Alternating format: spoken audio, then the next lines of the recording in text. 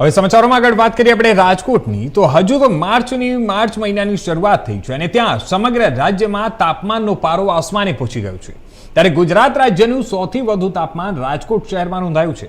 હાલ આઈએમડી દ્વારા હીટવેવની આગાહી પણ કરી દેવામાં આવી છે. ત્યારે આ સમગ્ર મામલે રાજકોટ મહાનગરપાલિકાના આરોગ્ય અધિકારી ડોક્ટર જયેશ વાકાણી દ્વારા ઇન્ડિયા ન્યૂઝ ગુજરાત સાથેની ખાસ વાતચીતમાં જણાવ્યું કે અત્યારે લોકોએ ખૂબ જ સાવચેતી રાખવાની જરૂર છે. તેમજ વધુમાં તેમણે ઉમેર્યું કે હીટ વેવથી બચવા માટે લોકોએ દર કલાકે 200 ml પાણીનું સેવન કરવું જોઈએ અને લીંબુ શરબત તેમજ લીંબુ પાણી જેવી વસ્તુઓ લેવી અને સેવન કરવું જોઈએ.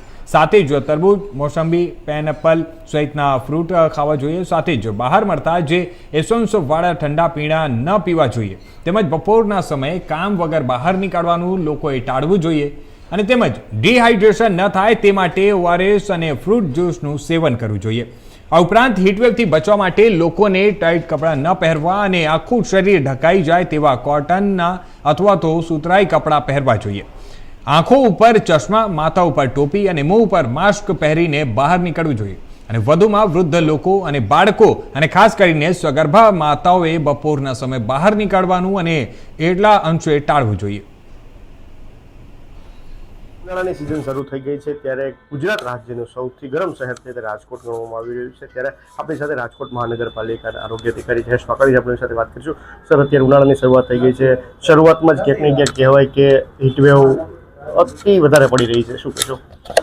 જી, ખાસ કરીને વાત કરીએ તો રાજકોટ શહેર ઉપરાંત સમગ્ર રાજ્યમાં ગરમી વધવાની સંભાવના છે નોંધાયેલી છે. અનુસંધાને જોવા જઈએ તો ગઈકાલે રાજકોટ શહેરનું તાપમાન 36 થી 38 ડિગ્રી વચ્ચે રહ્યું હતું.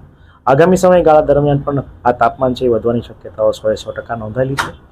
ખાસ કરીને જોવા જઈએ તો આઈએમડી દ્વારા જે ડિક્લેર થતા હીટવેવના એલર્ટ જે છે એના અનુસંધાને રાજકોટ મહાનગરપાલિકાની આરોગ્ય શાખા દ્વારા સમયાંતરે એડવાઇઝરી પબ્લિશ કરવામાં આવતી છે. પરંતુ હાલ જે છે લોકોને ગરમીના વધતી જતી ગરમી સામે રક્ષણ કઈ રીતે મેળવવું, શું તકેદારી રાખવી, શું કરવું ના કરવું, એના અનુસંધાને એક એડવાઇઝરી જે છે હાલ જે છે પ્રસિદ્ધ કરવામાં આવેલી છે. ખાસ કરીને જોવા જઈએ તો લોકોનું પોતાનું ગરમીમાં દિવસોમાં આરોગ્ય જળવાઈ રહે, આ ઉપરાંત ગરમીના પ્રકોપથી બચી શકાય એ માટે બની શકે તો વ્યક્તિએ બપોરના સમયે બહાર જવાનું ટાળવું જોઈએ. સૌથી અગત્યની વાત કહી શકાય કે તમારા શરીરની અંદર પાણીની માત્રા જાળવવી જોઈએ. બની શકે કે તમને તરસ લાગી હોય કે ન લાગી હોય છતાં દર કલાકે 1 ગ્લાસ પાણી જે છે, સાદું પાણી જે છે અથવા માટલાનું પાણી પીવું આવશ્યક છે. અત્યંત ઠંડા અને અત્યંત ગળ્યા ઠંડા પીણાનો પીવાનો આગ્રહ રાખવો જોઈએ નહીં. બની શકે તો ઘરે બનાવેલું તાજું સાત્વિક જે છે એ લીંબુ પાણી, નાળિયેર પાણી કે કોઈ પણ ફ્રૂટ જ્યુસ જે છે એનું સેવન જે છે કરવું હિતાવહ રહી શકે. આ ઉપરાંત કુદરતી રીતે મળતા ફળો જેવા કે શેરડીનો રસ છે, તરબૂચ છે વગેરેનું સેવન કરવું ખૂબ જરૂરી છે. આ ઉપરાંત અત્યારે ઉનાળાના દિવસો દરમિયાન ભરપેટ ખોરાક ન લેતા સમયાંતરે કટકે ખોરાક લેવો ખૂબ હિતાવહ છે.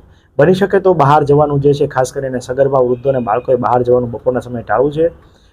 અનનેસેસરી બહાર જવાનું જરૂરી નેસેસરી હોય અને જરૂરિયાત હોય બહાર જવાનું થાય તો બની શકે તો માથું ઢકાય અને સમગ્ર શરીર ઢકાય એવા વસ્ત્રો આછા કલરના એટલે કે સફેદ કોટનના અને બની શકે તો લાઇટ વેઇટના વસ્ત્રો પરિધાન કરવા જોઈએ. આ ઉપરાંત ટોપી, મફલર, ઓઢણી વગેરેનો ઉપયોગ જે છે કરવો જોઈએ. આ ઉપરાંત ખાસ કરીને ખુલ્લા પગે બહાર નીકળવાનું ટાળવું જોઈએ.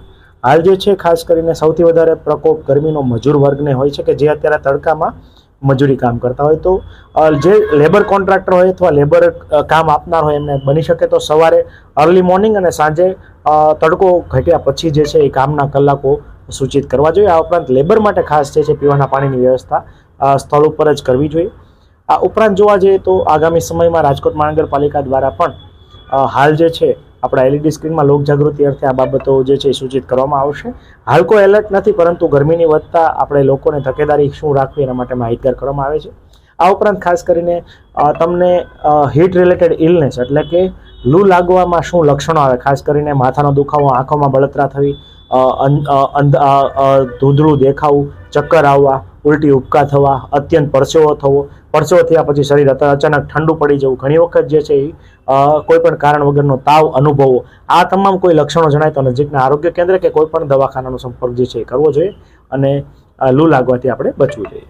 સર, વાત કરીએ ત્યારે કે ઉનાળાની જે શરૂઆત થઈ છે હજી તો ઘણી ગાંઠિયા દિવસો ગયા છે અને કહેવાય કે હીટવેવ આટલો વધી રહ્યો છે, શું આગામી સમયમાં આનાથી પણ વધારે ગરમી પડી શકે એવું લાગે છે?